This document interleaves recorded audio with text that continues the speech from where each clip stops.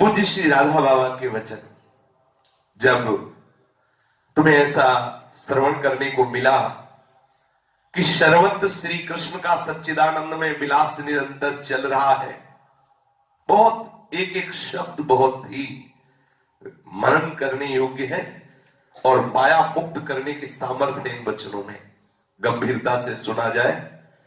जब तुमने सुना, शास्त्रों में पढ़ा कि सर्वत्र हमारे प्रभु श्री कृष्ण का सच्चिदानंद में विलास निरंतर चल रहा है, उनकी सच्चिदानंदमयी लीला के अतिरिक्त यहां कुछ नहीं है, तब तुम्हें प्रतिकूलता की अनुभूति क्यों होती है? बहुत ही सुंदर चर्चा है। तब तुम्हें प्रतिकूलता की अनुभूति क्यों होती है? क्या अनंत दया में श्री कृष्ण में इतना विवेक नहीं कि वो तुम्हारे लिए, तुम्हारे शिशु के लिए, अर्थात तुम बच्चे हो, उनके शरणागत हो, वो तुम्हारे लिए ऐसी प्रतिकूल परिस्थिति पैदा कर देंगे जो परिणाम में तुम्हें दुख प्रदान करे? क्या उनको इतना विवेक नहीं? अनंत दया में प्रभु में, श्री कृष्ण में क्या इतना भी विवेक नहीं कि वो अपने शरणागत के लिए, अपने बच्चे के लिए वो परिणाम में दुखद परिस्थिति पैदा कर दे? मां के द्वारा अपने बच्चों के लिए कोई ऐसी चेष्टा होती है क्या जो बच्चे को दुख देने वाली हो? पर बच्चे को लगती है ऐसी, जैसे बच्चा सुबह खेल रहा है बच्चों के साथ, सब नाक लगाए कि चल, मां उसे बुलाती, चलो बाथरूम में आओ, हम स्नान करवाए। उसे बहुत बुरा लगता है कि मां कितनी पागल है, खेल से हमें ऐसा, जैसे सुबह डांट लगती, आप 4 बजे उठो, स्नान करके भजन में बैठो, तो यद तक्रे विषम्यु बिच जैसा लग गया। 4 बजे 8 बजे आराम से उठे और बेड टी मिल जाए तो बढ़िया, और कहीं स्वाध्याय के लिए पेपर मिल जाए तो बढ़िया। मतलब वो जितना हम भ्रष्ट मार्ग में चलते हैं उतना मन उत्साहित होता है, और जब हम भगवत मार्ग में चलते हैं तो मन घबराहट पैदा करता है। मन को मरना होता है ना, इसलिए घबराता है। तो शरीरधारी समझता है कि ये मार्ग ठीक नहीं, क्योंकि इसमें घबराहट है, इसमें जलन है, इसमें बड़ी परेशानी, लेकिन वो अपने अज्ञान के कारण। जैसे आप विचार करो, मां क्या अपने बच्चे के लिए कोई दुखद चेष्टा करेगी क्या? चलो हम ये मान सकते हैं कि मां कर भी सकती, क्योंकि बेचारी अज्ञानी है।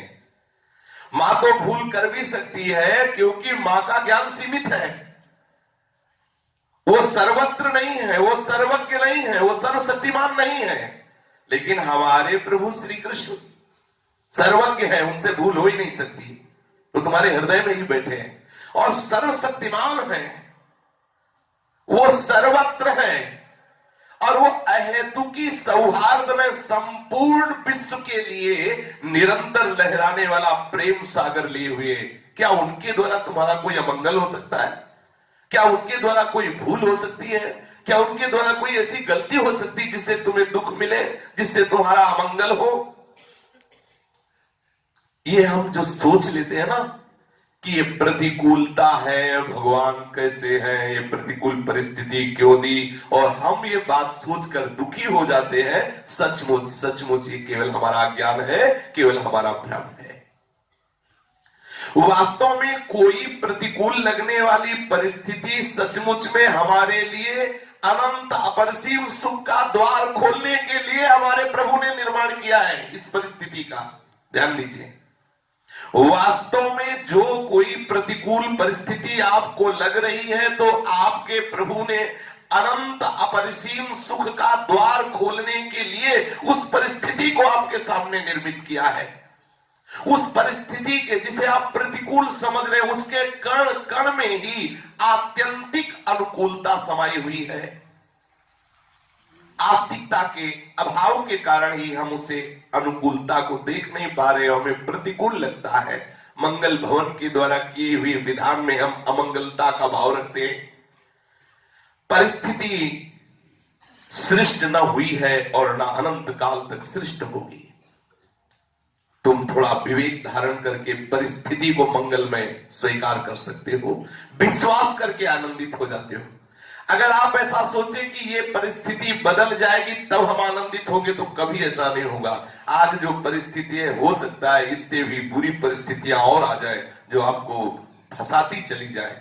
आज जिस परिस्थिति में आप है उसी परिस्थिति में विश्वास करो, वो परिस्थिति आपके लिए भगवान ने कृपा करके भेजी है, बहुत आनंद के लिए भेजी है। आप इसी परिस्थिति का सदुपयोग करते हुए भजन करो। हम सोच कर देखें, हम भयभीत क्यों हो जाते हैं? हम क्यों भयभीत करते हैं?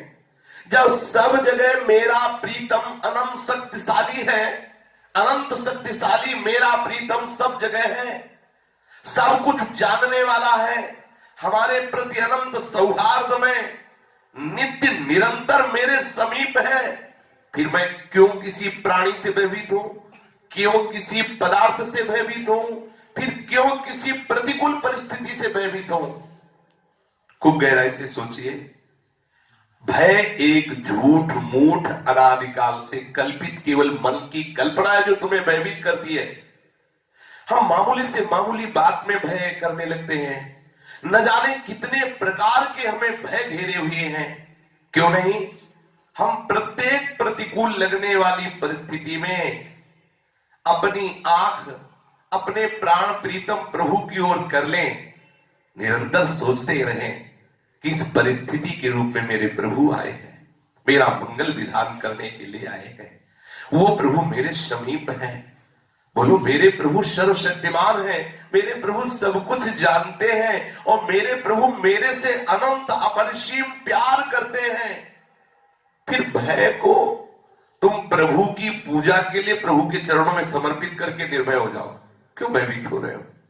प्रभु तुम्हारे समीप है, प्रभु तुम्हारी बात जानते हैं, प्रभु तुम्हें बहुत प्यार करते हैं, फिर तुम भय क्यों कर रहे हो? इस भय को प्रभु के चरणों में समर्पित कर दो। हम सब स्थितियों में सोचने लग जाए कि जैसी हमारी प्रभु की इच्छा होगी वैसा ही होगा, प्रभु की इच्छा से सबका मंगल होगा। हमें वो डर क्यों लगे? जैसी हमारी प्रभु की इच्छा होगी वही होगी, जो प्रभु की इच्छा है उसे कोई टाल सकता नहीं। प्रभु आज्ञा अपेल श्रुति गाई, जो प्रभु की इच्छा होगी वो निश्चित वेद ऐसा कहते वही होगा, किसी की ताकत नहीं कि उसे बदल सके। प्रभु की इच्छा मंगल भवन है, मंगल विधान ही होगा, अमंगल हो नहीं सकता। थोड़ी देर के लिए अमंगल दिखाई दे सकता है लेकिन होगा बड़ा मंगल। डरते क्यों हो?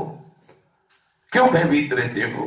प्रभु के शरणागत होकर सच मानिए, भय की संपूर्ण स्थितियां बदलने लगेगी। हमारा मन सच्चिदानंद में आनंद से भरने लगेगा यदि हम इस बात को समझ जाएंगे।